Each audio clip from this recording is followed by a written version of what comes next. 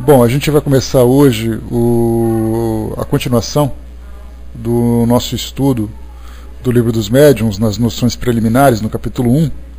Existem espíritos. Nós tínhamos feito o início, no início algumas reflexões em torno dessa questão, porque Kardec viu a necessidade, a importância de, antes de falar sobre mediunidade, mais uma vez lembrando que esse livro, quando ele foi escrito, ele não foi escrito para espíritas, ele foi escrito para pessoas interessadas em conhecer a nossa relação com os espíritos. Então tinha aqueles que eram espíritas, que de alguma forma já tinham ali algum embasamento a respeito da doutrina, da continuidade da vida, da existência do mundo espiritual, como aqueles que queriam se aprofundar ou se iniciar nesse estudo da mediunidade, da comunicação com os espíritos. Daí então, quando a gente vê a introdução, que para nós pode parecer bastante simples, Kardec levando o questionamento, então, existem espíritos? Quer dizer, você perguntar para um espírita se existem espíritos, nós percebemos que isso é completamente sem fundamento, sem importância.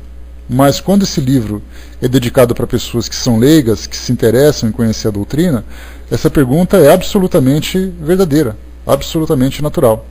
Daí então ele fez essa introdução e trouxe algumas reflexões em torno desse tema, para a gente questionar se existem espíritos ou não existem, se existirem, como eles são, onde eles estão, o que eles pensam.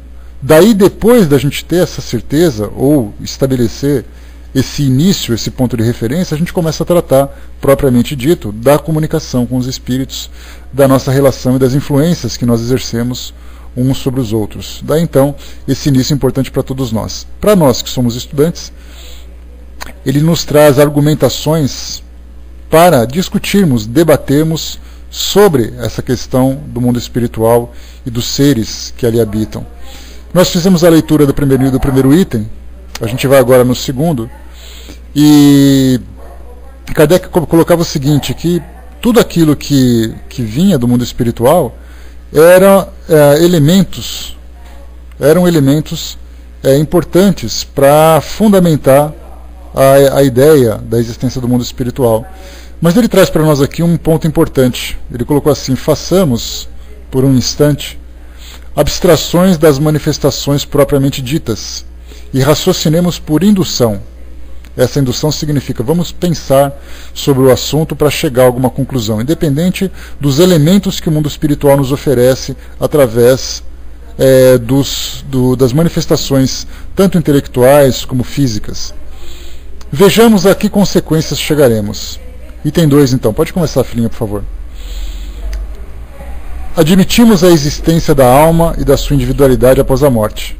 É necessário admitir também, primeiro, que a sua natureza é diferente da corpórea, pois ao separar-se do corpo, ela não conserva as propriedades materiais. Aqui, como nós conversamos no nosso encontro anterior, traz para nós a seguinte informação, que os espíritos não são materializados, eles não são matéria, eles são fluidos. E isso porque todas as vezes que nós ouvimos histórias, e Kardec chama a atenção que as informações do mundo espiritual chegam até nós através dos contos, através dos relatos, mas nada bem fundamentado. E nesse caso nós vemos ali espíritos quebrando coisas, jogando coisas e fazendo e acontecendo. Daí então, quando nós falamos sobre a consistência ou constituição dos espíritos, ele já coloca para nós que ele não conserva as propriedades materiais. Dessa forma, a gente lembra sempre que a matéria, da forma como nós entendemos hoje, uma porta, uma parede, uma árvore, ela não oferece resistência ao espírito desde que ele se entenda como um ser fluídico, ou que tem esse corpo fluídico, porque há espíritos que, vendo-se ainda como matéria, ainda observa ou sente ainda a resistência desses elementos do mundo físico. Segundo, que ela possui a consistência própria, pois lhe atribuímos a capacidade de ser feliz ou sofredora, e que tem de ser assim, pois do contrário ela seria um ser inerte e de nada nos valeria a sua existência. Isso aqui é interessante, porque nós já ouvimos muitos debates teológicos sobre os espíritos no mundo espiritual, E as mais diversas escolas trazem para nós ali pontos de vista bastante diferentes, chamando atenção para nós, por exemplo, que o indivíduo, quando ele vai para o mundo espiritual, ele acaba, de alguma forma, perdendo a sua lucidez, perdendo a sua consciência, mesmo que ele vá para o paraíso, mesmo que ele vá para onde lá ele se destine, ele acaba perdendo toda a sua lembrança da relação que ele possui com o mundo físico. Essas são algumas informações que chegam para nós. Basta ver, por exemplo, que as pessoas se salvam, e se salvando dentro dessa visão teológica tradicional aqui do nosso mundo ocidental, ela vai para o céu. Mas a gente pergunta assim, muito bem, se ele vai para um ambiente como esse, como pode ela simplesmente se desvencilhar dos seus afetos, se desvencilhar da sua família, desfrutando de um paraíso, sabendo que outros membros da sua relação se encontram numa condição de felicidade? E certa vez eu conversava, num atendimento que eu tive a oportunidade de fazer, com uma jovem que ela dizia assim, olha, eu tenho muita curiosidade de saber como é no mundo espiritual, porque lá na igreja onde eu frequento, o pastor disse que a gente vai para lá e a gente se esquece de tudo que diz respeito ao mundo físico. E a gente continua vivendo a nossa felicidade e nada mais do mundo físico importa. Aí então as argumentações foram exatamente essas. Mas espera aí, significa então que quando você vai para o mundo espiritual, você não deixa de amar as pessoas, deixa de se entristecer por elas e tudo mais, né? Então, como mostra Kardec nesse item 2, ela possui, né, que ela possuía, devemos admitir também, consciência própria, pois lhe atribuímos a capacidade de ser feliz ou sofredora. Se ela tem essa capacidade de ser feliz ou sofredora, é porque ela tem memória, porque ela tem lembranças, porque ela tem raciocínio. Daí então ela continua com os mesmos atributos quando ela se encontrava encarnada, ela apenas mudou de dimensão. E que tem que ser assim, pois do contrário, nos afirma Kardec, ela seria um ser inerte e de nada nos valeria a sua existência, porque um espírito que vive simplesmente desfrutando daquela condição paradisíaca ou daquela condição infernal, sem saber do porquê de viver daquela forma, é algo sem sentido e não valeria a sua existência, já que ela não poderia evoluir, já que ela não poderia se transformar. Continua Kardec. Admitindo isso, é claro que a alma terá de ir para algum lugar. Mas para onde vai? E o que é feito dela? Segundo a crença comum, ela vai para o céu ou para o inferno. Mas onde estão o céu e o inferno? Dizia-se antigamente que o céu estava no alto e o inferno embaixo. Mas o que é o alto e o baixo no universo, desde que sabemos que a Terra é redonda, que os astros giram de maneira que o alto e o baixo se revezam a cada 12 horas para nós, e conhecemos o infinito do espaço no qual podemos mergulhar a distâncias incomensuráveis? Uma pergunta interessante que Kardec coloca. Primeiro, é até um argumento que eu também faço, né, quando a gente diz assim, que Deus se encontra no céu, e aí então a gente olha para cima, e o diabo se encontra no inferno, aí então a gente olha para baixo. E esses dois seres são aquilo que existe de mais supremo em todo o universo, visto que o nosso planeta, nós entendemos que seja o único habitado em todo o universo.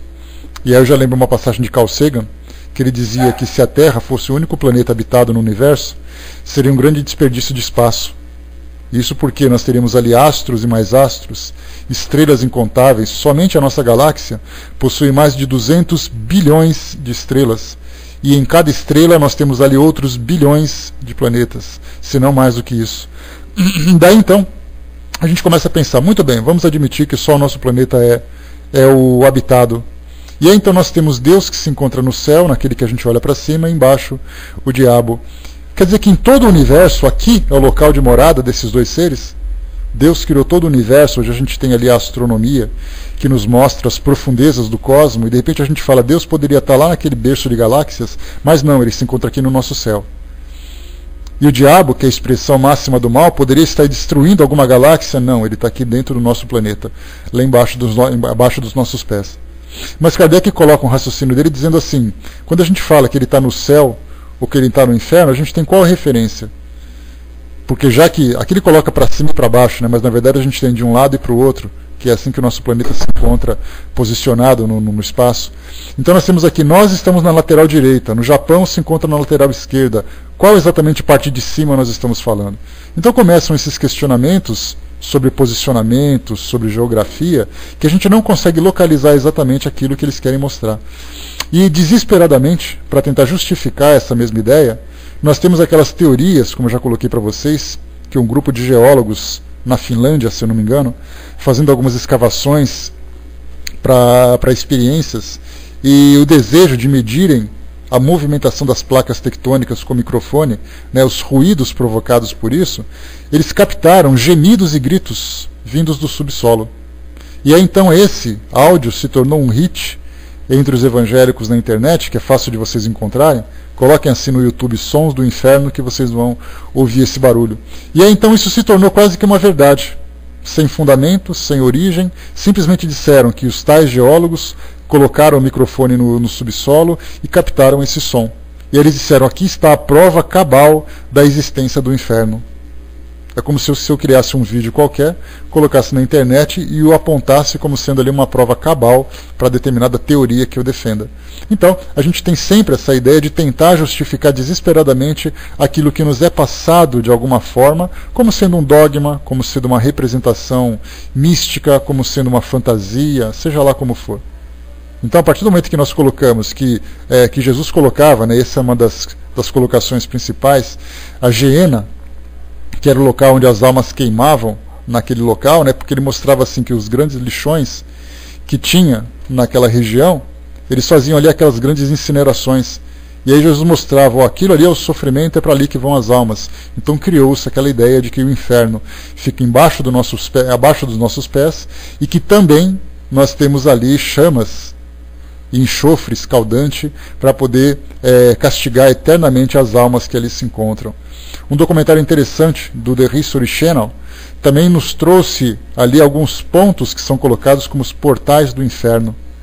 E esses portais são grandes entradas de vulcões, grandes crateras, e eles diziam que nós temos ali 4 ou 5 pontos no planeta onde ali seriam, né, as portas de entrada para o inferno. Então busca desesperadamente essa justificativa, esse entendimento. Mas quando a gente começa a questionar, aí então essa teoria já começa a cair por terra. Continua Kardec para nós. É verdade que podemos entender por lugares baixos as profundezas da Terra. Mas o que são hoje essas profundezas, depois das escavações geológicas? O que são também essas esferas concêntricas, chamadas céu de fogo, céu das estrelas, depois que aprendemos não ser o nosso planeta o centro do universo e que o nosso próprio Sol nada mais é do que um grão, do que um entre milhões de sóis que brilham no infinito, sendo cada qual o centro de um turbilhão planetário? Que foi feito da antiga importância da Terra, agora perdida nessa imensidade? E por que estranho motivo esse imperceptível grão de areia, que não se distingue pelo seu tamanho, mas nem pela sua posição, nem qualquer papel particular no cosmos, seria o único povoado por seres racionais? A razão se recusa a admitir essa inutilidade do infinito, e tudo nos diz que esses mundos também são habitados. E se assim é, eles também fornecem os seus contingentes para o mundo das almas. Então, voltamos à pergunta: em que se tornam as almas depois da morte do corpo e para onde vão? A astronomia e a geologia destruíram as suas antigas moradas e a teoria racional da pluralidade dos mundos habitados multiplicou-as ao infinito. Não havendo concordância entre a doutrina da localização das almas e os dados das ciências, não temos de aceitar uma doutrina mais lógica, que não lhes marca este ou aquele lugar circunscrito, mas dá-lhes o espaço infinito. É todo o mundo invisível que nos envolve e no meio da qual vivemos, rodeados por elas. Deixa aqui, que foi, filhinho, que você colocou aí? Tá, o braço tinha colocado aqui em cima, né? Se perguntar a qualquer voador, eles vão dizer que os umbrais é intraterreno, né? Quando a gente lembra, né, Brasa, o grande detalhe que a gente trata das condições morais dos espíritos que habitam o mundo espiritual, naturalmente eles se reúnem pela afinidade, pela própria conexão mental que se estabelece entre eles, e independente de onde eles estejam, a gente lembra que é uma região de muito sofrimento.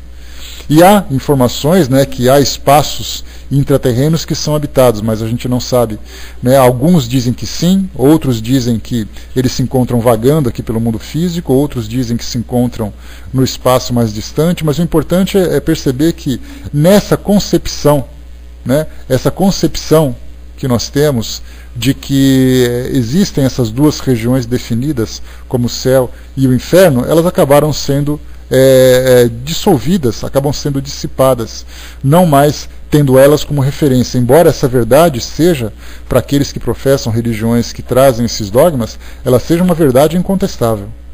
Nós temos ali cientistas que fazem estudos acadêmicos profundos, estudos acadêmicos avançados, fazendo ali mestrados, fazendo doutorados, em busca dessas informações. Então nós vemos que não são pessoas sem conhecimento, não são pessoas simples de formação acadêmica, mas são pessoas com grande conhecimento, mas que sustentam pela sua fé esses conceitos. E aí então tentam, pela sua inteligência, pela capacidade que eles têm de estudar, justificar as suas próprias crenças. Então é um conflito muito grande que existe entre aquilo que eu tenho capacidade de aprender e aquilo que eu acredito. Nós direcionamos a nossa inteligência para as nossas crenças, para as nossas convicções. Nós temos ali aqueles que são pessoas com alto grau de conhecimento e que utilizam para a guerra. Outros têm um alto grau de conhecimento para poder explorar o mundo espiritual. Outros para poder viver a sua vida religiosa. Cada um de acordo com as suas intenções, com as suas tendências. Então, essa realidade de céu e inferno ela é muito real aqui no nosso mundo ocidental. E assim como também nas religiões, na religião islâmica, essa ideia do céu e do inferno também tem essa mesma realidade, né? Então, nós que vamos estudando e através do nosso raciocínio nos permitindo quebrar esses conceitos, a gente vai expandindo um pouco mais, estudando um pouco mais de algumas novas informações, vamos criando um conceito sustentado pela nossa razão, pelo nosso raciocínio, né? Então, na verdade, a gente vê ali que vai demorar um tempo ainda para que essas informações sejam transformadas, né? Ou até que o mundo espiritual traga para nós informações mais consistentes. E eu falo não para o meio espírita, mas eu falo para as religiões de modo geral. Quando houver essa comunicação e essas entrevistas, como aconteceu com Kardec, também acontece conosco hoje, essas entrevistas forem aceitas com mais naturalidade e o mundo espiritual ter essa condição de se manifestar sem esses preconceitos, sem essas barreiras que são criadas pelos dogmas, aí então nós aprenderemos a conhecer um pouco mais do mundo espiritual. A doutrina nos traz informações, a gente sabe que algumas delas ainda dependem um pouco de debates, de estudos, principalmente quando a gente fala sobre as obras de Kardec, quando fala de obras de outros autores espirituais e tudo mais, nós temos ali aquela ideia das colônias, do espaço e tudo mais, né? Eu separei aqui só para a gente poder ter uma ideia, porque dá a impressão de que Kardec não teve curiosidade nenhuma em explorar o mundo espiritual. E de fato, a gente tem essa impressão por falta de informações mais consistentes, informações mais sólidas. E porque de tudo aquilo que foi trazido para nós nesses 12 anos de pesquisa, a pergunta que a gente faz é assim, mas será que Kardec nunca perguntou onde que o espírito vive, o que ele faz? Porque tudo que foi entrevistado até agora diz respeito às condições morais dos espíritos e principalmente daqueles que se encontram próximos a nós. Mas daqueles que foram para o mundo espiritual, Kardec não perguntava. Não perguntou a São Luís, por exemplo, escuta, onde você mora? Não perguntou a Erasto, onde que você habita? Para onde você vai depois que você sai daqui? Não perguntou absolutamente nada sobre isso. Então a gente pensa assim, ou Kardec do nada deixou de ser curioso com relação ao mundo espiritual, ou não era o momento de adentrar nessas informações para evitar todo tipo de constrangimento que poderia surgir, de confusão. Mas ele colocou para nós, dois relatos, trouxe para nós dois relatos na revista Espírita, né, que foi ali uma publicação que Kardec trazia ali algumas análises, alguns contatos que ele teve com pessoas interessadas em doutrina espírita, algumas informações que chegavam do mundo espiritual. Então, assim, a revista Espírita tem muitas informações para nós. E duas em especial, as duas publicadas na revista Espírita do ano de 1859, embora em épocas diferentes, Nós temos ali uma primeira, só para vocês terem uma ideia de como esse assunto foi tratado, ainda que de um modo muito sutil. Nós temos aqui em dezembro de 59 um artigo publicado, Um Espírito que não se acredita morto. Eu vou fazer a leitura de um trechinho rápido, só para vocês verem assim de que forma que os espíritos informavam, ainda que sejam apenas 2 relatos, como é esse mundo espiritual. Para perceber que essa questão do céu e do inferno começava a se modificar a partir dessas informações. Lembrando que Kardec tinha essa convicção. Ele era católico, ele estudou com Pestalozzi, que era protestante, então a visão protestante católica, ela trazia esse dogma do céu e do inferno. E de repente, em comunicação com os espíritos, ele começou a mudar esse ponto de vista, o que é bem interessante. Então ele diz o seguinte para nós: um dos nossos assinantes do departamento de Loré, ótimo médium e escrevente, escreveu o que se segue sobre vários fatos de aparição que lhe foram pessoais. Não querendo deixar o esquecimento nenhum dos fatos que vêm em apoio da doutrina espírita, essa já é a carta, né? Venho comunicar-vos novos fenômenos, dos quais sou a testemunha e o médium, e que, como reconheceis, concordo perfeitamente com tudo o que publicastes em vossa revista sobre os diversos estados dos espíritos depois de sua separação do corpo. Aqui uma pessoa se comunicando com Kardec, trazendo para ele essas experiências que ele vivenciou e também concordando com aquilo que Kardec fala sobre os vários estados morais dos espíritos. Há cerca de 6 meses, diz esse contato de Kardec, há cerca de 6 meses ocupava-me com comunicações espíritas com várias pessoas, quando me veio o pensamento de perguntar se entre os assistentes encontrava-se algum médium vidente. O espírito respondeu afirmativamente e, designando-me, acrescentou: tu já o és, mas num grau fraco, e somente durante teu sono. Mais tarde teu temperamento se modificará de tal forma que te tornarás um excelente médium vidente, mas pouco a pouco e primeiro somente durante o sono. No curso deste ano, tivemos a dor de perder 3 de nossos parentes. Um deles, que era meu tio, apareceu-me algum tempo depois de sua morte, durante meu sono. Teve comigo uma longa conversa e conduziu-me ao lugar que habita e em que me disse ser o último degrau conduzido à morada da felicidade eterna. Tive a intenção de dar-vos a explicação do que admirei nessa morada incomparável, mas tendo consultado meu espírito familiar a esse respeito, respondeu-me: a alegria e a felicidade que experimentastes poderiam influenciar o relato que farias das maravilhosas belezas que admirastes, e tua imaginação poderia criar coisas que não existem. Espera que teu espírito esteja mais calmo. Detive-me, pois, para obedecer ao meu guia, e não me ocupei senão de outras 2 visões que são mais positivas. Reportar-me-ei-vos somente as últimas palavras de meu tio. Quando admirava aquilo que me era permitido ver, ele me disse: vais agora retornar à terra. Eu lhe supliquei conceder-me ainda alguns instantes.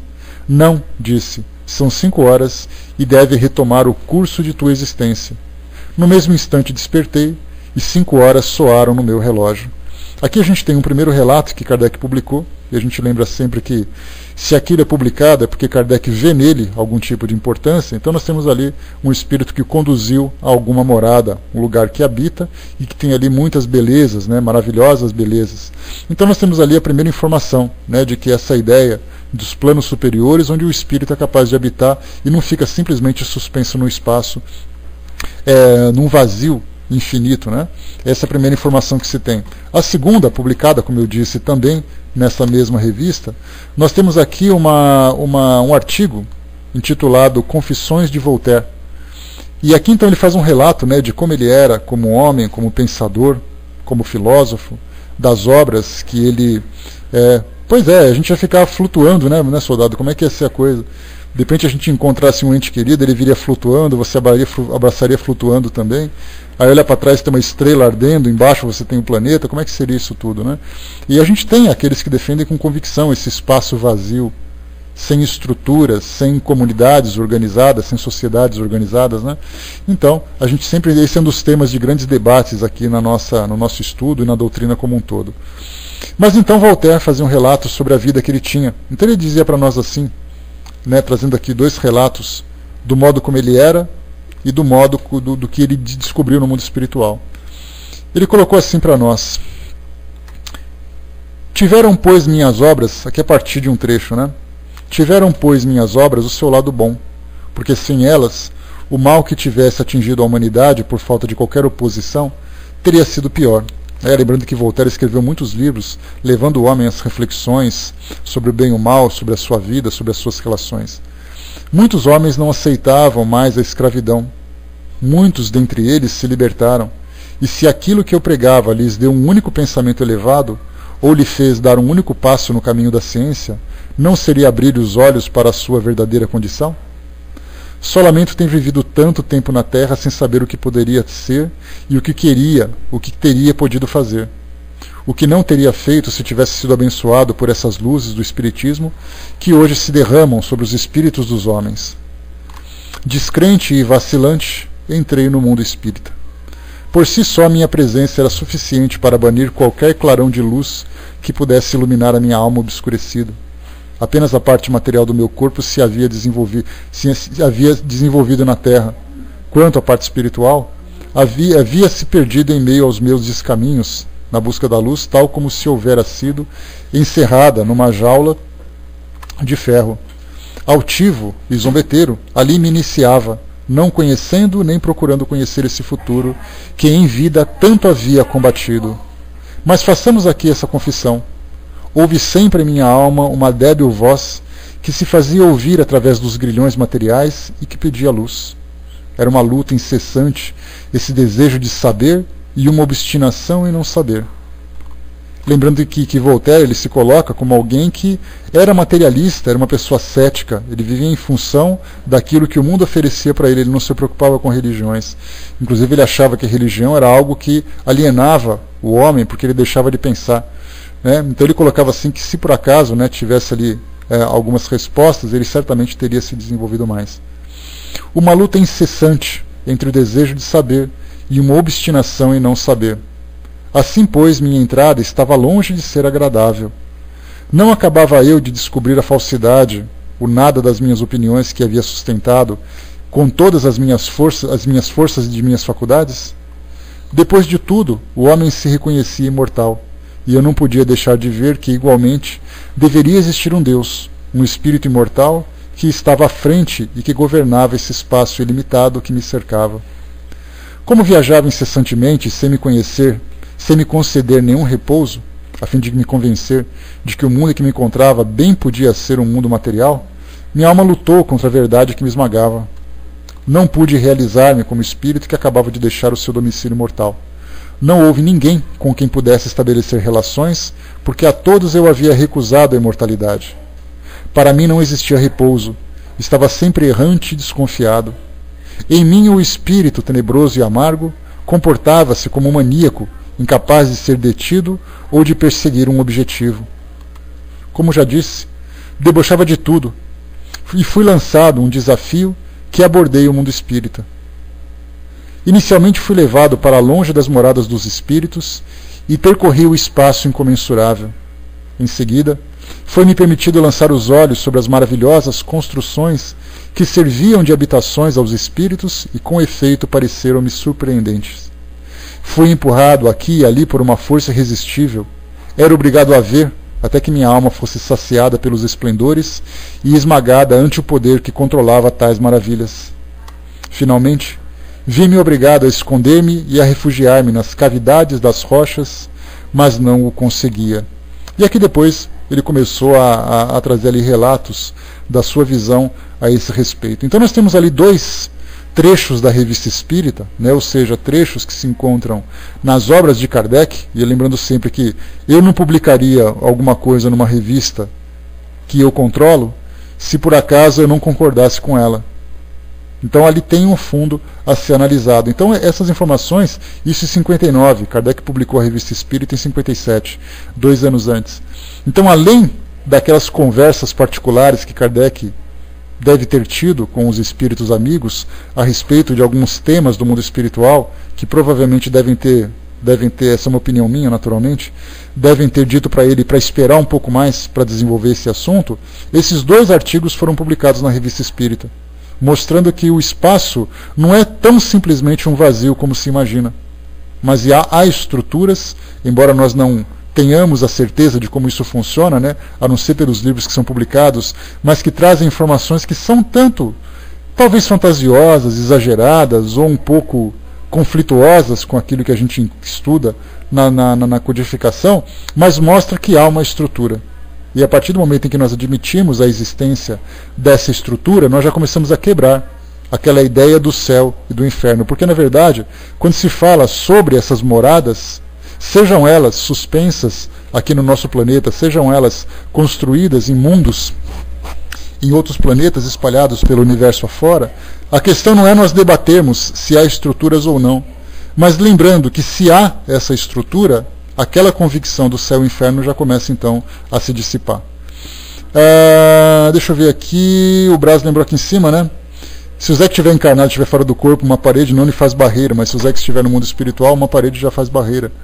E isso devido à densidade molecular. Sim, sem dúvida, né, Braz? A gente lembra sempre também que quando se fala sobre essa questão das estruturas no mundo espiritual, essas densidades fazem diferença.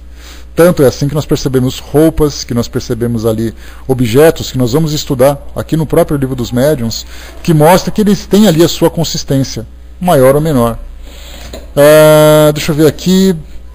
O soldado colocou, né, na diesta que não existem locais circunscritos, porém isso não é impedimento para que grupos de espíritos se estabeleçam em algum local pré-determinados por eles, né? A questão, soldado, eu acho que é um debate que a gente vai acabar entrando, não no nosso caso, que a gente até tem assim, uma certa uniformidade no modo de pensar a esse respeito, mas para aqueles que pensam de um modo diferente, eles vão dizer assim que não é apenas você se reunir, porque esse local circunscrito, não, para mim também está tranquilo, eu também não tenho problema com esse assunto, não. Né? É aquela coisa assim, né? Cada um forma as suas próprias convicções, a gente não tem a pretensão de um convencer o outro. O importante é que a essência doutrinária seja absorvida. Mas então quando a gente fala sobre grupos de espíritos que se reúnem, esse local pré-determinado a gente pergunta, mas se reúne como? Onde é essa reunião? Ela tem que ser necessariamente no chão físico? O espírito não pode criar uma estrutura fluídica no mundo espiritual? Então são questionamentos que a gente vai fazendo para tentar encontrar ali respostas, né? Mas pelo fato desses livros que são publicados trazerem informações que deixam a gente com muitas dúvidas, né, com muitos questionamentos, a gente acaba não tendo como formar essa certeza. E aquilo que eu falei para vocês em outra oportunidade, não é o caso, mas só para lembrar, né, que eu tive a iniciativa de consultar alguns grupos mediúnicos, consultando alguns espíritos, perguntando sobre isso, e todos eles foram unânimes, falando que essas estruturas são reais, que elas existem e tal, né? Então não é uma opinião minha, eu perguntei isso. E todos poderiam perguntar a mesma coisa também, né? Vocês chegarem e falar assim, olha, vamos lá no nosso centro, vamos lá no nosso grupo mediúnico e vamos perguntar isso para os mentores da casa. Como é isso no mundo espiritual e tal. Né? Então, são perguntas que nós temos possibilidade de investigar.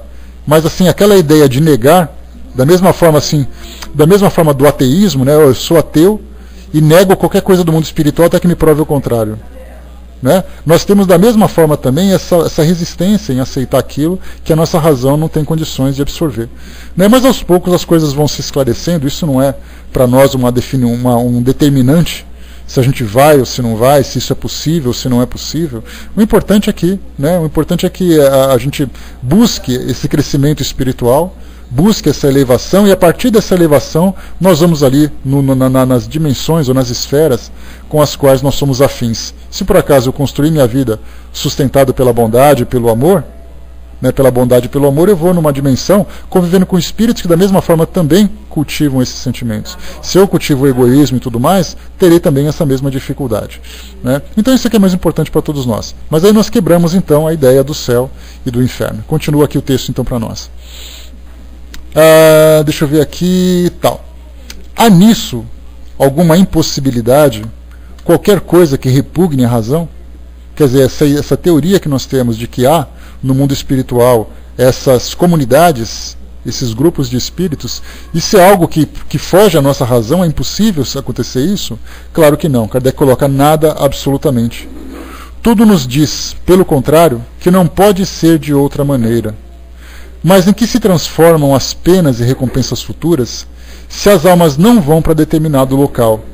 Isso porque quando a gente diz assim que um espírito que está condenado a uma punição eterna, se não tiver inferno, como é que ele vai ser punido? Porque a gente não tem ainda dentro dessa visão dogmática, a possibilidade da evolução, a possibilidade do crescimento. O espírito não pode crescer sem vivenciar novas etapas aqui no mundo físico, ou mesmo no mundo espiritual, ter oportunidade de crescer. Então essa condenação eterna, que é um dogma das religiões tradicionais do mundo ocidental e também do mundo islâmico, mostra assim, se você é um pecador, você vai sofrer para sempre. Não tem retorno. Não tem possibilidade de você se regenerar. E isso contraria toda a lógica do mundo espiritual, que dá a todos os espíritos a oportunidade de crescerem, de se desenvolver. Até mesmo Jesus, na passagem do Evangelho, disse para nós que nenhuma ovelha se perderá. E essa ovelha significa exatamente isso. Por mais equivocado que o espírito esteja, por mais rígido na sua condição de ignorância, ele vai ter oportunidade de se regenerar. E não é simplesmente como porque a ideia que tem é assim, quando você se arrepende, é uma situação interessante, né? Nós vemos isso da forma como é transmitida pelas missões evangélicas e católicas em especial, quando vão assim a presídios, quando vão a hospitais em pacientes que se encontram numa condição já terminal, ou, né, ou no caso de um presídio, de alguém que cometeu um crime grave, a proposta é a seguinte: se converta que Deus vai te perdoar e você vai para o paraíso. Ou seja, você deixa para trás a responsabilidade das consequências dos seus atos, e o seu arrependimento sincero já é o suficiente para que você possa crescer. Então, na verdade, né, é um crescimento miraculoso que, se você é um grande criminoso e você se converte do nada, você vai para o paraíso. E lembrando que esse paraíso ele é ocupado por que tipo de almas? Das mais ignorantes ou das mais sábias? Porque se alguém cometeu crime a sua vida toda e apenas se deu o trabalho de se arrepender para ocupar uma morada como essa, nós teremos ali espíritos das mais diversas faixas de sabedoria, desde os mais sábios até os mais ignorantes. Mas ele se arrependeu. Já é o suficiente para que ele possa alcançar essa condição. Mas então, tirando essa ideia do inferno como um local de punição, um purgatório ou um céu paradisíaco, nós temos ali então como é que nós vamos pensar na possibilidade de crescimento, na possibilidade de regeneração e renovação desses espíritos. Kardec coloca: vê-se que a ideia dessas penas e recompensas é absurda e que dá motivo à incredulidade. Esse é o grande problema, né? Quando você fala assim, olha, por você ser uma pessoa má, você vai para o inferno. É um conceito um tanto quanto fantasioso de você utilizar isso como um argumento para convencer alguém a se transformar numa pessoa diferente.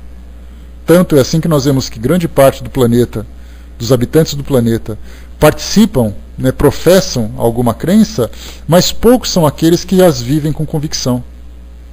Você faz uma coisa, mas um pouquinho pode, um pecadinho não faz mal, depois você conserta e tudo mais.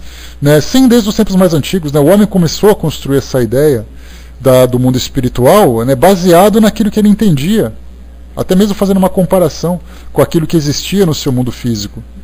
E daí, então, depois de um tempo, né, se esclarecendo e se aprofundando, ele foi mudando essa visão. Então fazia parte do seu próprio aprendizado também. Né? Então continua aqui para nós.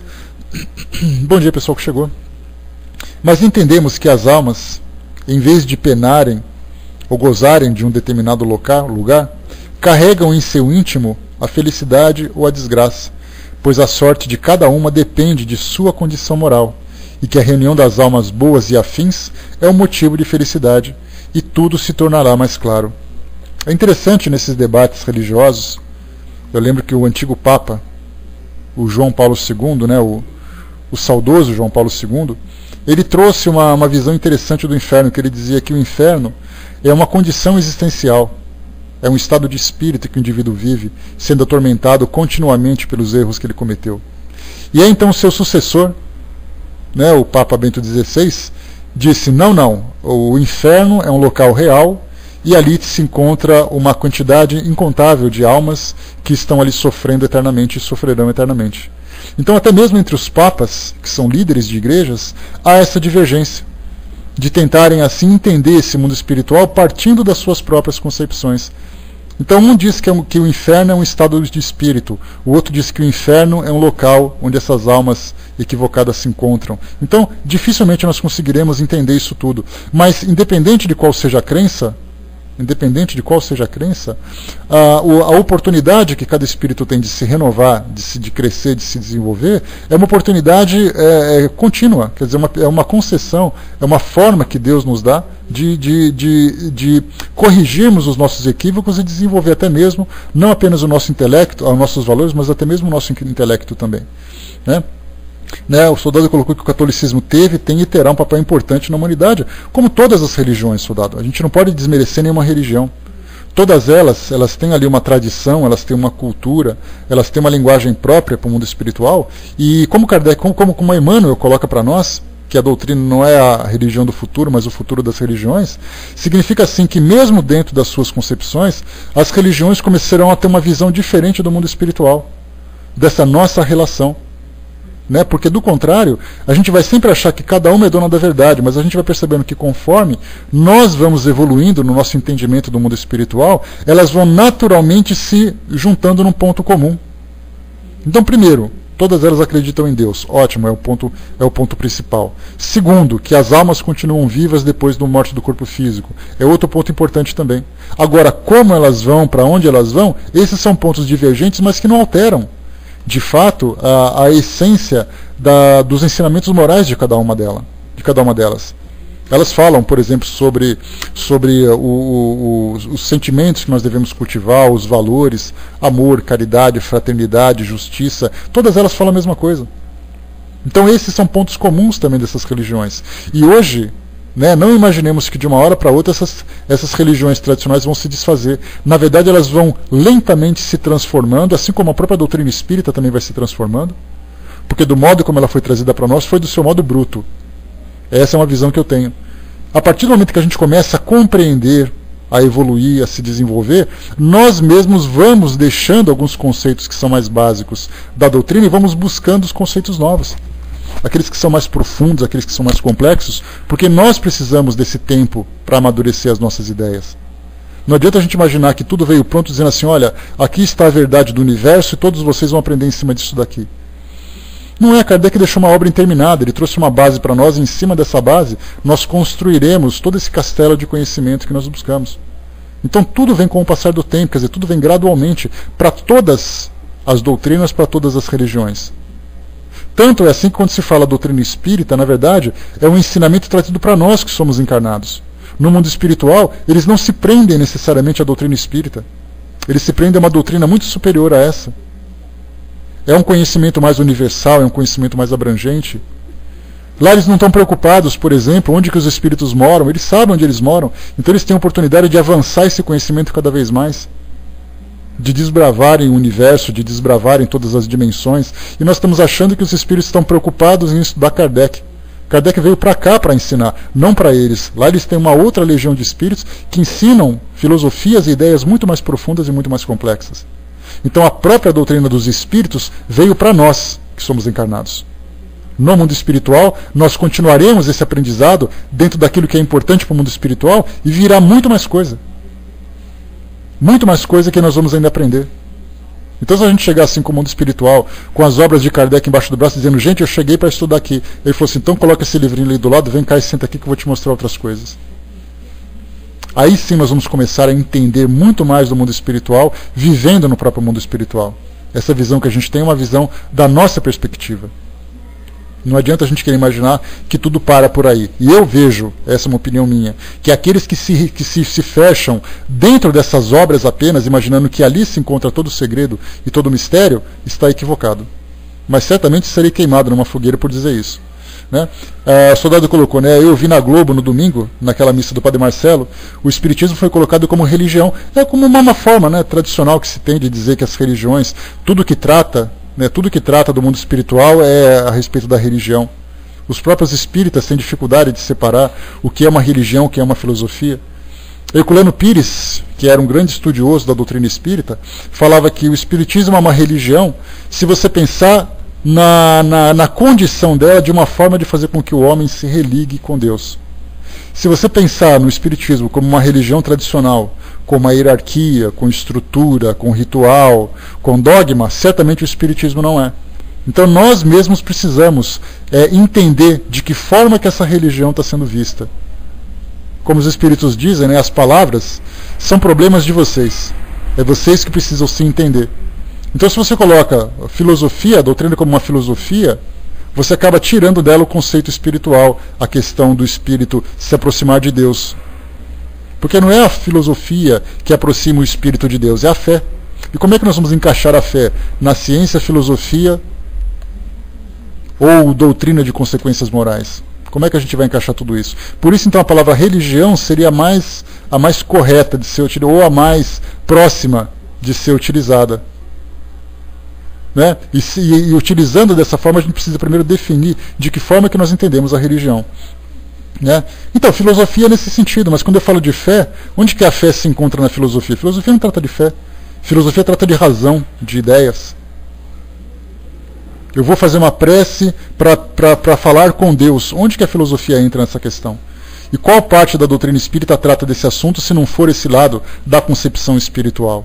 Então, quando se trata de religião, quando se trata de doutrina com consequências morais, tem tudo nome que a gente dá para poder florear uma coisa que a gente está tentando definir ainda. Mas cada um tem seus próprios conceitos. Eu vejo como religião de uma forma de me aproximar com Deus, mas não vejo como uma religião dentro das tradições. São rótulos, e a gente até se confunde com rótulos. Imagina eu confundo como é complicado. O Braz colocou, se a doutrina espírita fosse uma religião, eu, Braz, talvez não seria espírita. Eu continuaria sendo se fosse uma religião tradicional, talvez não me agradasse tanto. Mas sendo uma filosofia, certamente ela já tem uma visão diferente. Vamos em frente.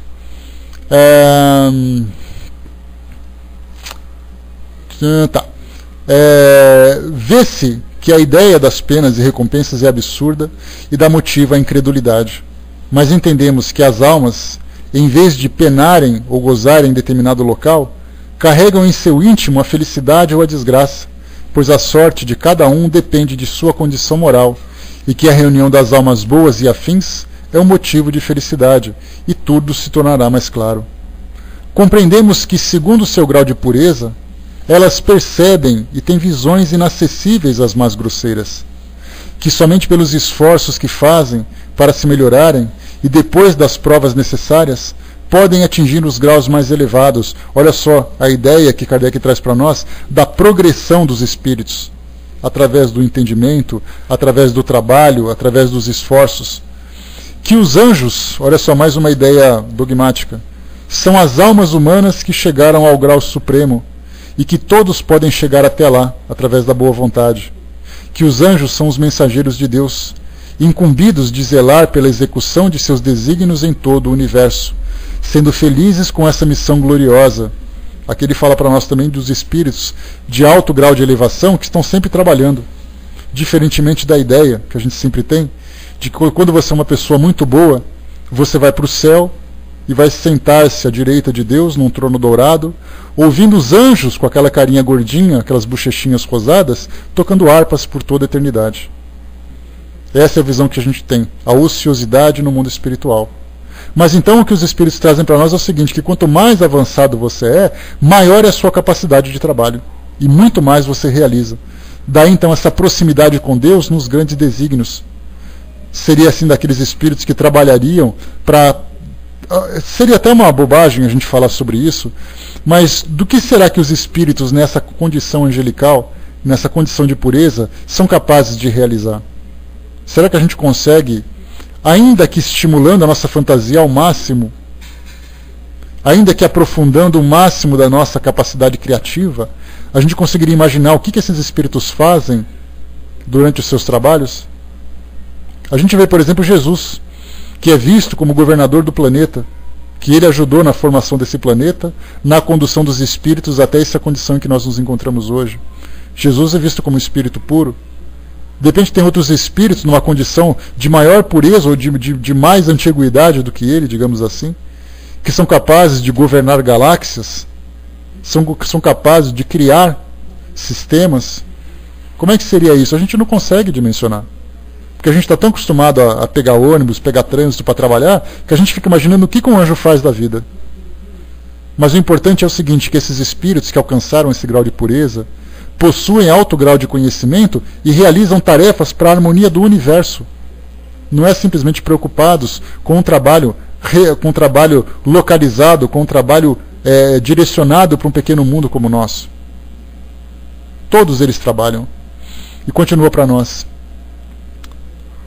E a felicidade, que após a morte será uma condição útil e aceitável, mais atraente que a inutilidade perpétua da contemplação eterna. Aqui foi exatamente o que Kardec falou. A contemplação eterna, que é uma inutilidade perpétua. Ficar o tempo todo rezando e cantando e dando graças e dando louvores a Deus. Como se não tivesse mais nada para fazer para contribuir para a evolução do nosso universo. E olha que o universo é grande, hein, gente? Continua para nós aqui. E os demônios? Vamos pegar agora esses nossos amiguinhos lá de baixo. E os demônios? Compreendamos que são as almas das criaturas más, ainda não depuradas, mas que podem chegar, como as outras, ao estado de pureza, e que a justiça e a bondade de Deus se tornarão racionais, ao contrário do que nos apresenta a doutrina dos seres criados para o mal, de maneira irrevogável. Eis, afinal, o que a mais exigente razão, a lógica mais rigorosa, o bom senso, numa palavra, podem admitir. Tem uma ideia interessante quando a gente fala do diabo. O diabo ele é visto, dentro da concepção tradicional, como um anjo caído. Lúcifer, que é aquele que leva a luz, se revoltou contra Deus, e aí então foi expulso do paraíso, e aí então, habitando as profundezas da terra, criou a sua legião de seres do mal. E a gente pensa assim, mas espera aí, se Deus criou seres puros, como é que um espírito puro pode ter caído? Será que Deus se enganou? Ele falou, eu criei você puro, mas poxa vida, me enganei. Esqueci de um detalhe e você se tornou mal. A partir do momento em que um espírito é criado puro, a sua pureza é indefinível, ela é irrevogável. Ele não é um ser imperfeito a ponto de se voltar contra o próprio Criador. Né? Pois é, a mesma coisa também, né, Brás? Um ser se volta contra Deus e começa então a lutar para poder destruir aquilo que o próprio Criador criou. Um anjo caído. E junto desse anjo, 1/3 dos outros anjos também caíram. Aí todo mundo está dizendo assim, mas isso aí se encontra lá no Novo Testamento. No Apocalipse fala sobre isso, dos anjos caídos. Muito bem, mas ele fala numa linguagem figurada, dando uma interpretação que nós precisamos estudar profundamente para poder chegar na resposta correta. E não simplesmente levar ao pé da letra. Um anjo, um espírito puro, ainda que dentro dessa ideia de um ser criado à parte, como é que esse ser criado especialmente por Deus pode ter se voltado contra ele? A nossa mente começa então a divagar nesses questionamentos e começa a perceber que está certo, é interessante, é romântico, mas a lógica não nos leva a essa conclusão. Então Kardec coloca para nós dos demônios, desses espíritos que se encontram ainda nessa faixa evolutiva, primitiva, vivendo muito mais pelo egoísmo do que pelo desejo de fazer o mal. A Miriam colocou, nossos irmãos evangélicos alegam que ele não é tão forte como Deus, mas que não é mais filho dele, pela própria escolha, Deus também o renega. Como é que a gente pode conceber Deus, o amor supremo, a inteligência suprema, a capacidade suprema, um ser que é onisciente, onipresente, onipotente, é capaz de criar um ser que se volta contra ele mesmo, um ser imperfeito. Se Deus é a própria representação da perfeição, como é que a gente vai pensar nisso tudo? Quer dizer, Deus errou? Deus se enganou quando ele criou aquele espírito? A gente não consegue conceber esse tipo de informação. Mas a grande dificuldade que se tem é porque o dogma, que é uma verdade inquestionável dentro de uma filosofia, dentro de uma política, dentro de uma religião, esse dogma ele não pode ser discutido. Então a gente aceita, mesmo que a nossa razão diga o contrário. Eu até entendo, mas é pecado pensar sobre isso. Eu estou proibido de questionar os mistérios divinos. Só que essa questão dos mistérios divinos não serem questionados foi exatamente o que levou os homens, desde os tempos mais antigos, a destruírem-se uns aos outros em nome de uma verdade inquestionável. Basta a gente lembrar das cruzadas, em que os homens matavam-se em guerras sanguinárias, cada um defendendo o seu próprio Deus. Mas Deus disse que foi fazendo assim, quer dizer, nós colocamos palavras na boca de Deus para justificar as nossas ações. Deus disse que eu tenho que purificar essa alma. Pega aquela criança, amarra então num poste no meio de uma praça e põe fogo nela para purificar sua alma. Deus disse que tem que ser assim. Deus disse que eu tenho que destruir os impuros, então eu pego aviões e jogo em torres, porque Deus disse que tem que ser assim. Esse medo de pensar, esse medo de questionar, é o que nos paralisa dentro desses dogmas, dentro dessas limitações. Deixa eu ver aqui. É aquela concepção, né, Miriam, da gente colocar Deus com a personalidade humana e não fazer com que o homem cresça, cresça em direção ao Criador. Fiotinho colocou para nós, não poderia por inveja haver a distorção do caráter, até mesmo estando nos céus, sendo criado por Deus. Fiotinho, como é que a gente pode imaginar? A gente tem que pensar o seguinte, que o espírito, quando ele alcança uma condição de pureza, sendo criado especialmente para ser puro, como é que a gente pode imaginar que ele vai mudar, que ele cansou de ser puro e vai se revoltar? A gente está imaginando que Deus é um criador humano, que ele cria, por exemplo, eu gerei um filho, e esse filho se gerou contra mim. Eu tenho uma personalidade humana, frágil, e esse espírito que veio através de mim também tem uma personalidade frágil, podendo mudar. Mas Deus é perfeito. Um espírito puro não sente inveja, não sente ódio. E os anjos, dentro dessa concepção de seres criados à parte, que a doutrina não endossa, lembrando que todos nós podemos chegar na condição angelical, quando você alcança a pureza, você não tem nenhum resquício da maldade, você não tem nenhum resquício da ignorância. Como imaginar Deus criou o anjo um ser puro, e de repente ele esqueceu um detalhe da inveja naquele anjo. Aí o anjo sentiu inveja dos humanos, e aí então se voltou contra Deus, o Criador Supremo do Universo. É uma justificativa que se tem, que de repente ele sentiu inveja, ele sentiu ciúme, ele sentiu medo, ele foi egoísta, mas se ele é puro, ele não tem isso. Ele só tem isso se ele for impuro, porque nós sentimos inveja. Nós somos egoístas, nós somos agressivos. Então um anjo criado puro não pode sentir isso. Por isso que nós criamos uma imagem do mundo espiritual muito mais parecida com a nossa, com o nosso mundo físico, do que nós elevamos a nossa mente para entender o mundo espiritual de fato. O mundo espiritual é o que é, o nosso mundo é o que é. Nós não podemos trazer para cá. Aquela visão que se tem de que Deus criou o homem à sua imagem e semelhança, nós fizemos exatamente o contrário. Em vez de nós nos elevarmos a Deus para nos assemelharmos à sua natureza pura, nós fizemos com que Deus se aproximasse do homem. Tanto é assim que se eu perguntar para todos vocês, fechem os olhos e imaginem Deus. Qual é a imagem que vem na mente de vocês? Um velhinho de barba branca, vestido com uma roupa branca? Deus não tem formato humano, somos nós que damos esse formato para ele. Então é a grande dificuldade que a gente tem de entender o mundo espiritual que está fora do nosso alcance, porque a nossa inteligência não é capaz de alcançar. São esses questionamentos que a gente começa a fazer. Mas será que é assim mesmo? Será que não é? Será que é possível as coisas acontecerem assim? Mas está escrito no livro sagrado. O livro sagrado é um livro de história, que tem ali os seus equívocos, que conta um Deus que virou um povo contra o outro. Um Deus que destruiu. Como é que Deus pode fazer isso? Se ele tem a capacidade de criar, por que ele não teria a capacidade de transformar? De jogar um filho contra o outro? De jogar uma praga no nosso mundo?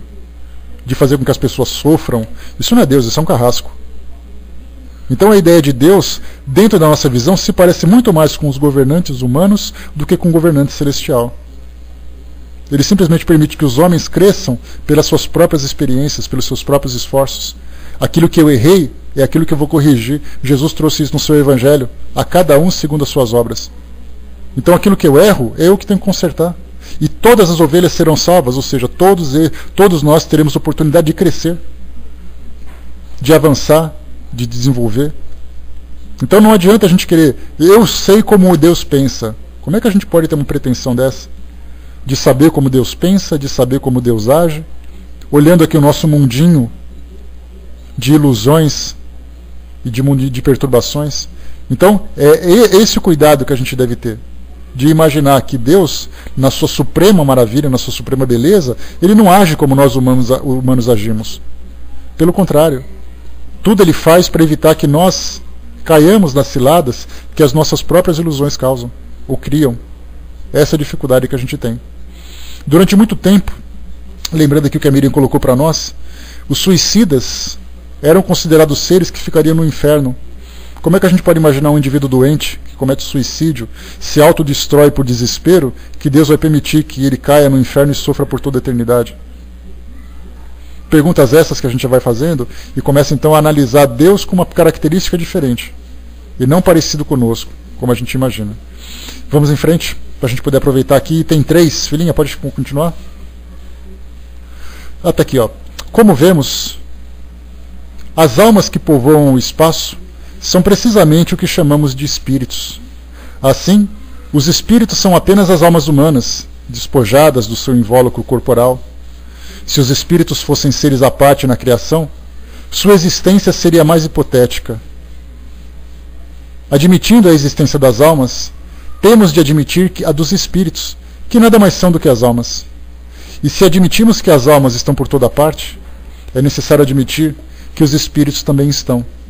Não se pode, pois, negar a existência dos espíritos sem negar a das almas. Essa ideia de alma e espírito é uma questão de palavras que a gente lembrou, né? Kardec sempre dizia assim que é mais fácil a gente separar o seguinte, que se você se encontra aqui no mundo físico encarnado, você pode ser chamado de alma. É apenas um crachazinho que você vai usar.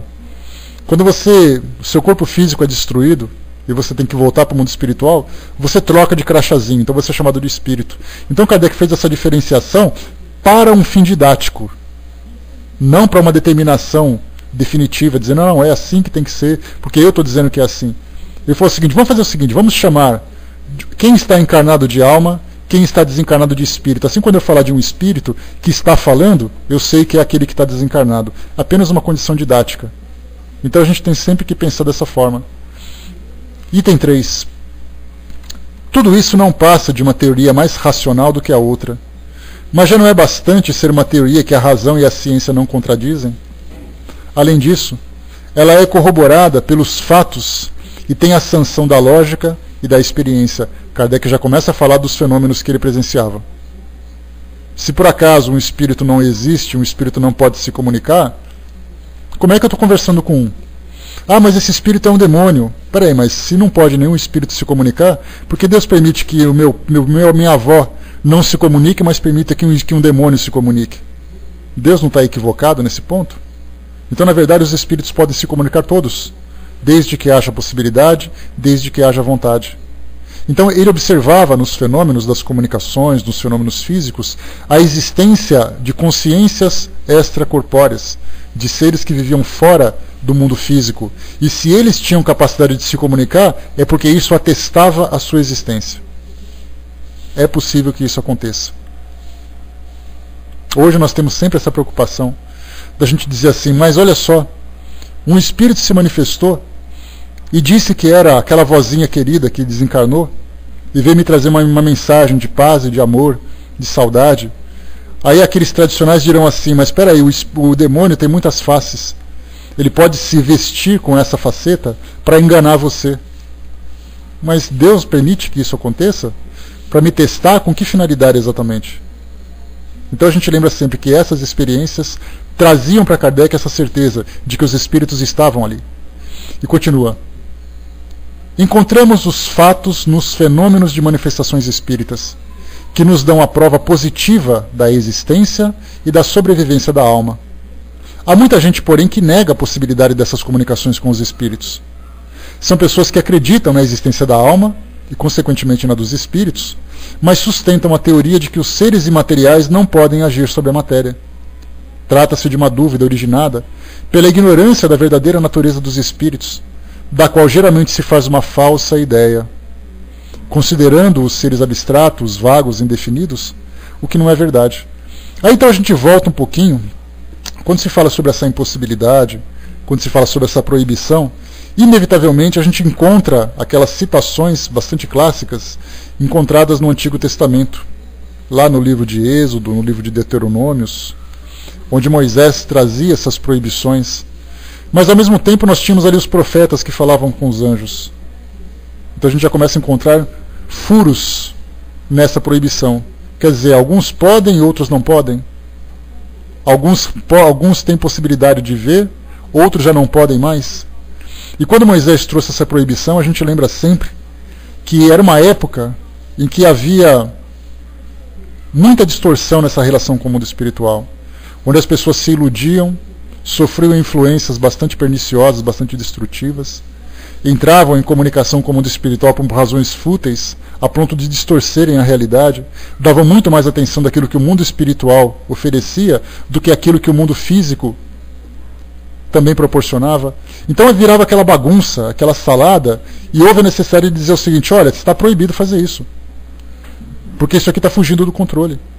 Mas está proibido para aqueles que não têm condições, porque os profetas continuam tendo, porque eles são homens escolhidos para isso.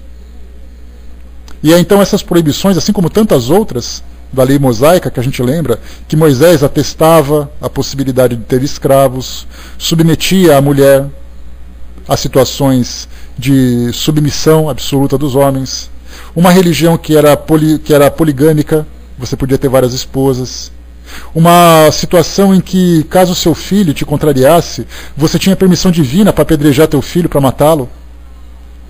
Então nós temos ali várias situações de leis que eram específicas para aquela época, mas que não se justificavam, que não se justificam mais no presente. Tudo modificou. Até mesmo Paulo de Tarso dizia assim que as mulheres devem obedecer os seus maridos. No mundo atual, quando a gente pega isso daí, a gente pega numa situação completamente diferente da realidade, onde vemos os seres com a mesma capacidade, com a mesma liberdade, com os mesmos direitos e liberdades. Daí então a gente começa a perceber que essas situações que a gente vê relatados nesses livros que são vistos como sagrados, eles são específicos para aquele tempo. Daí então aquelas questões que a gente coloca. Um texto precisa ser, antes de ser colocado como verdade, ser entendido quando ele foi escrito, para quem ele foi escrito, onde ele foi escrito e por que ele foi escrito. E não simplesmente pegar um texto de Moisés viveu há mais ou menos 1.200 anos antes de Cristo. A gente tem textos de 3.200 anos que interferem no desenvolvimento da nossa sociedade. E eu não falo de questões morais, eu falo de leis, que está dizendo ali, não, porque está escrito que tem que ser assim. Só que é interessante que a gente vai pegando, conforme os estudos vão acontecendo, a gente vai selecionando aquelas passagens que são mais coerentes com a nossa realidade. As outras já não interessam mais. Então, ou a lei toda serve, ou a lei toda não serve. Se por acaso eu pegar e apedrejar um filho meu porque me criou uma desavença comigo e me ofendeu, eu não posso ser preso porque está escrito na Bíblia. Ah, mas isso não se aplica mais. Espera aí. Então eu estou sendo seletivo. Sou eu que determino o que vale e o que não vale, então? A mesma coisa acontece também com a nossa relação com o mundo espiritual. Se naquela época não podia por uma razão. E agora pode? A doutrina nos traz ali critérios de segurança mostrando, primeiro, que é possível. E segundo, que nós temos agora objetivos para fazer isso. Embora ainda os seres humanos continuem buscando comunicação com o mundo espiritual para satisfazerem as suas necessidades egoístas, as suas necessidades infantis.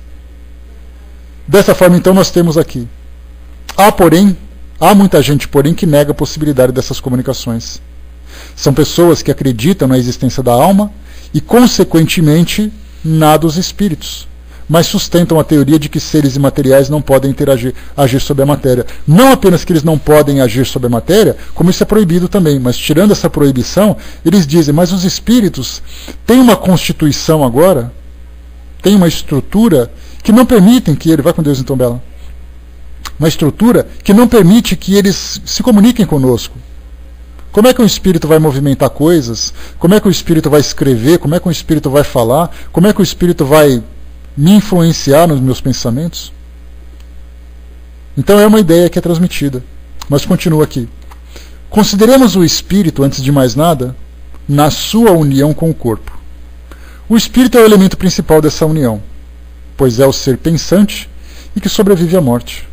O corpo não é mais do que um acessório do espírito, um invólucro, uma roupagem que ele abandona depois de usar. Além desse envoltório material, o espírito possui outro, semimaterial, que o liga ao primeiro. Na morte, o espírito abandona o corpo, mas não o segundo envoltório, a que chamamos de perispírito. Esse envoltório semimaterial, que tem a mesma forma humana do corpo, é uma espécie de corpo fluídico, vaporoso, invisível para nós no seu estado normal, mas possuindo ainda propriedades da matéria. Né? Legal então, Fiotinho, vai com Deus, tá? Bom trabalho, boa semana para você, até a próxima. Vamos lá então. Não podemos, pois, considerar o espírito como uma simples abstração, mas como um ser limitado e circunscrito, a que só falta ser visível e palpável para assemelhar-se às criaturas humanas. Por que não poderia agir ele sobre a matéria? Pelo fato do ser fluídico, seu corpo? Mas não é entre os fluidos, os fluidos mais rarefeitos, como a eletricidade, por exemplo, e que os se consideram mais imponderáveis, que encontramos as mais poderosas forças motoras? A luz imponderável não exerce ação química sobre a matéria ponderável? Não conhecemos ainda a natureza íntima do perispírito, mas podemos supô-lo constituído de substância elétrica ou de uma outra espécie de matéria tão sutil como essa. Porque separado, não poderia agir da mesma maneira, dirigido pela vontade. Então aqui a gente tem, quando se fala sobre energias, é importante que nós temos ali algumas forças no universo. São 4 forças poderosíssimas. Nós temos ali a força atômica forte, temos a força atômica fraca, temos a força da gravidade e temos a força elétrica. Essas forças são simplesmente fluidos, simplesmente energia. Então, se eu pego uma bomba nuclear e provoco uma explosão, aquilo que provoca a destruição toda é simplesmente energia. Não existe nada de material, porque antigamente a gente tinha aquela ideia de que no começo eram pedras que eram lançadas. Vocês se lembram das catapultas das antigas guerras, dos antigos combates? Lançavam uma pedra forte contra uma parede e essa pedra destruía. Era matéria contra matéria. Depois de um tempo veio a descoberta da pólvora. Os chineses, com grande inteligência, descobriram aquela substância que era inflamável e que entrava em combustão, né? Ou seja, entrava em combustão. Aí então preparavam um artefato, essa pólvora, estando concentrada e sob a ação do calor, explodia. E o que era a explosão? Nada mais do que o deslocamento de ar. O ar se deslocava com tamanha velocidade que provocava destruição à sua volta. Então a gente tem uma explosão que desloca o ar com a força para destruir. Depois de um tempo nós tiramos a pólvora e começamos a entrar agora com outras substâncias, mais poderosas, mais destrutivas. E aí então vimos na força nuclear, quer dizer, átomos, que simplesmente são elementos que não são visíveis, elementos que nós ainda procuramos estudar a sua estrutura mais profunda, e de repente o homem, manipulando o seu núcleo de algum desses elementos, percebeu então que ele tem capacidade de se expandir em forma de energia. Criaram então a bomba nuclear. E é só energia, não existe nada de material nela. Simplesmente energia. Se uma bomba é capaz de provocar esse tipo de destruição, o que o espírito, que também é energia, não é capaz de fazer? Bastando apenas a vontade, como Kardec coloca para nós aqui. Então, meus amigos, a gente para por aqui, nessa nossa linha de raciocínio. Temos aqui os itens 4, 5, 6... 4, 5, 6, são mais 3 itens para a gente poder fechar essa nossa introdução das noções preliminares. O capítulo chama Noções Preliminares, ou seja, são aquelas noções básicas para quem ainda não tem conhecimento da doutrina espírita e das informações que ela passa para todos nós. Então a gente vê que mesmo para aqueles que são leigos, ou melhor, para aqueles que são leigos, certamente é uma novidade. Até mesmo para nós que somos estudantes da doutrina, nós começamos então a aprender coisas novas, a argumentações novas, e não simplesmente aceitar porque tem que aceitar. Quando a gente fala assim, você é espírita, sou. Você acredita em Deus? Acredito. Por quê? Porque eu tenho que acreditar. Mas Kardec desenvolveu um capítulo inteiro no livro A Gênese para poder levar a nossa razão a esse entendimento da existência dessa consciência superior. Até ele questionou. Até ele falou assim, eu não tenho que aceitar porque disseram que tem que ser assim.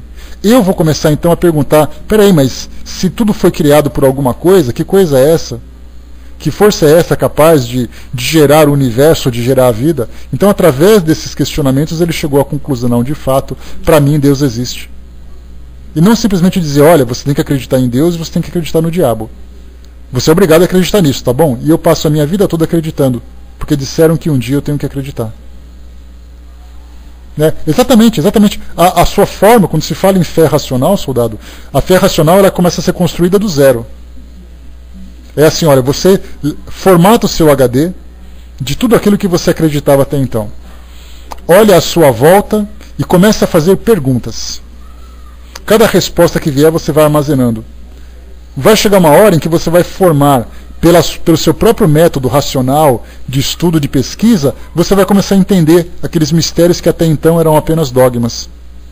Essa fé racional começa a partir do zero. Por isso que Kardec traz para nós esse beabá.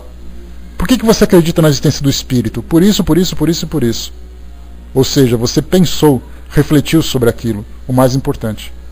Bom, pessoal, vou passar para o nosso amigo Décio, que vai fazer, nosso amigo Irmão X, que vai fazer para nós aqui o encerramento, e depois a gente volta então para encerrarmos aqui os nossos trabalhos de hoje. Mas a gente tem ainda mais um trechinho para poder estudar, a gente vai resolver isso na próxima segunda.